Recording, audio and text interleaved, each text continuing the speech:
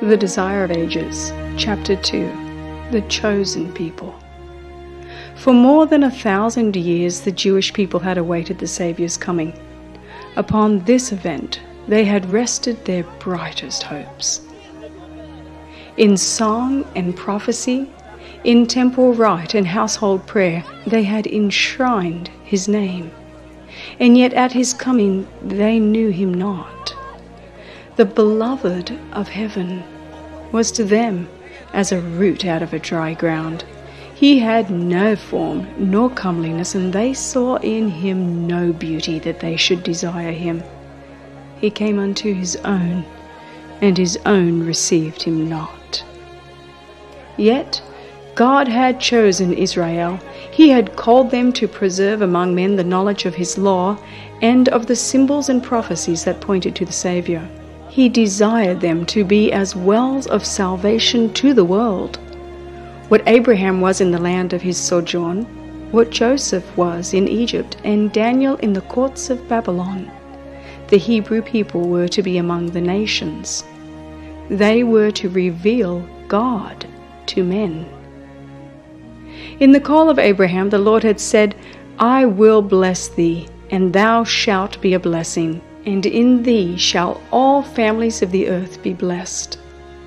The same teaching was repeated through the prophets. Even after Israel had been wasted by war and captivity, the promise was theirs.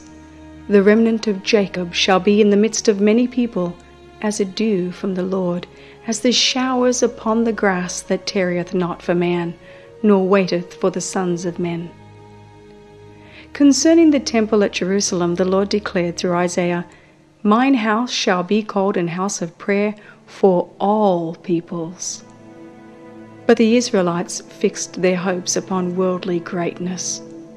From the time of their entrance to the land of Canaan, they departed from the commandments of God and followed the ways of the heathen. It was in vain that God sent them warning by his prophets. In vain they suffered the chastisement of heathen oppression. Every reformation was followed by deeper apostasy. Had Israel been true to God, he could have accomplished his purpose through their honor and exaltation. If they had walked in the ways of obedience, he would have made them high above all nations, which he hath made in praise and in name and in honor. All people of the earth, said Moses, shall see that thou art called by the name of the Lord, and they shall be afraid of thee. The nations which shall hear all these statutes shall say, Surely this great nation is a wise and understanding people.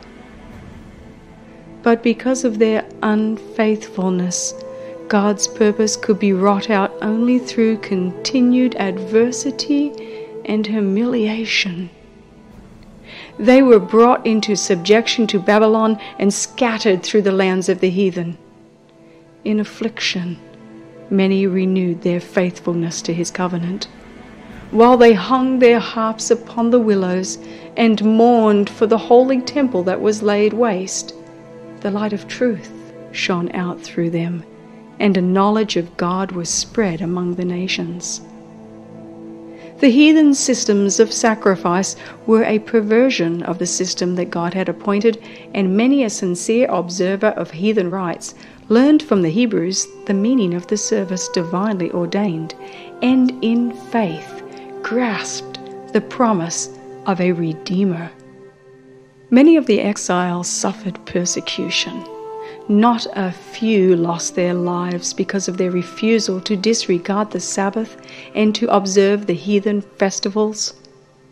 As idolaters were roused to crush out the truth, the Lord brought his servants face to face with kings and rulers, that they and their people might receive the light. Time after time, the greatest monarchs were led to proclaim the supremacy of the God whom their Hebrew captives worshipped. By the Babylonian captivity, the Israelites were effectually cured of the worship of graven images.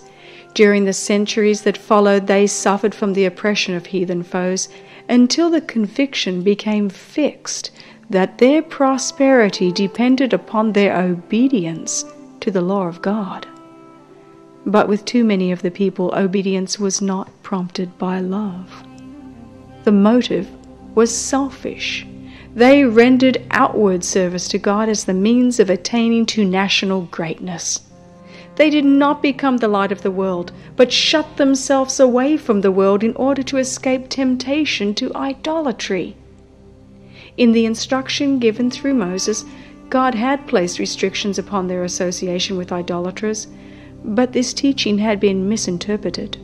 It was intended to prevent them from conforming to the practices of the heathen, but it was used to build up a wall of separation between Israel and all other nations. The Jews looked upon Jerusalem as their heaven, and they were actually jealous lest the Lord should show mercy to the Gentiles. After the return from Babylon, much attention was given to religious instruction.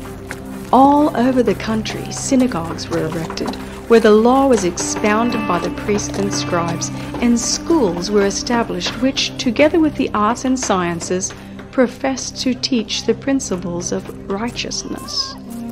But these agencies became corrupted. During the captivity, many of the people had received heathen ideas and customs, and these were brought into their religious service. In many things they conformed to the practices of idolaters. As they departed from God, the Jews in a great degree lost sight of the teaching of the ritual service. That service had been instituted by Christ Himself. In every part it was a symbol of Him, and it had been full of vitality and spiritual beauty. But the Jews lost the spiritual life from their ceremonies and clung to the dead forms. They trusted to the sacrifices and ordinances themselves instead of resting upon Him to whom they pointed. In order to supply the place of that which they had lost, the priests and rabbis multiplied requirements of their own, and the more rigid they grew, the less of the love of God was manifested. They measured their holiness by the multitude of their ceremonies, while their hearts were filled with pride and hypocrisy. With all their minute and burdensome injunctions, it was an impossibility to keep the law. Those who desired to serve God and who tried to observe the rabbinical precepts toiled under a heavy burden. They could find no rest from the accusings of a troubled conscience. Thus Satan worked to discourage the people, to lower their conception of the character of God, and to bring the faith of Israel into contempt. He hoped to establish the claim put forth when he rebelled in heaven, that the requirements of God were unjust and could not be obeyed. Even Israel, he declared, did not keep the law. While the Jews desired the advent of the Messiah, they had no true conception of His mission. They did not seek redemption from sin, but deliverance from the Romans. They looked for the Messiah to come as a conqueror, to break the oppressor's power and exalt Israel to universal dominion. Thus the way was prepared for them to reject the Savior. At the time of the birth of Christ, the nation was chafing under the rule of her foreign masters and racked with internal strife. The Jews had been permitted to maintain the form of a separate government, but nothing could disguise the fact that they were under the Roman yoke or reconcile them to the restriction of their power. The Romans claimed the right of appointing and removing the high priest, and the office was often secured by fraud, bribery, and even murder. Thus the priesthood became more and more corrupt. Yet the priests still possessed great power, and they employed it for selfish and mercenary ends. The people were subjected to their merciless demands and were also heavily taxed by the Romans. This state of affairs caused widespread discontent. Popular outbreaks were frequent.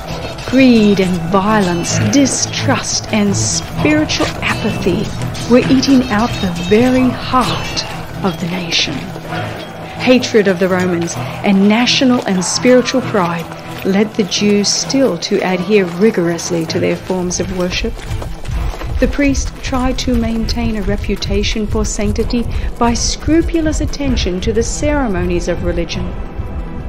The people, in their darkness and oppression, and the rulers thirsting for power, longed for the coming of one who would vanquish their enemies and restore the kingdom to Israel. They had studied the prophecies, but without spiritual insight.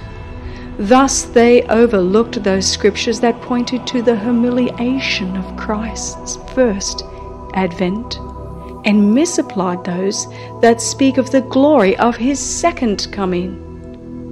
Pride obscured their vision. They interpreted prophecy in accordance with their selfish desires.